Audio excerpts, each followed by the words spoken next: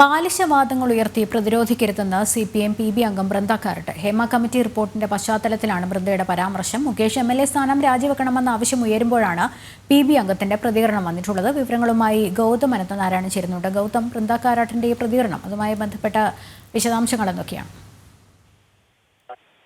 ലക്ഷ്മി, നിലവിൽ ഈ ഹേമ കമ്മിറ്റി റിപ്പോർട്ടുമായി ബന്ധപ്പെട്ടുള്ള വലിയ വിവാദങ്ങൾ നടക്കുന്നു. ഒപ്പം കൊല്ലം MLA മുകേഷിന്റെ രാജിക്കായി വ്യാപകമായ പ്രതിഷേധം സംസ്ഥാനത്ത് ആഞ്ഞടിക്കുന്നതിനിടയിലാണ് ഇപ്പോൾ CPM-ന്റെ പോളിറ്റ് ബ്യൂറോ അംഗവും വനിതാ മുഖവുമായിട്ടുള്ള ബൃന്ദ കാരാട്ടിന്റെ ഭാഗത്ത് നിന്നും പുതിയ പ്രതികരണം വന്നിരിക്കുന്നത്. അതായത് ഒരു ഒളിയമ്പാണ് ബൃന്ദ കാരാട്ട് ചെയ്യുന്നത്.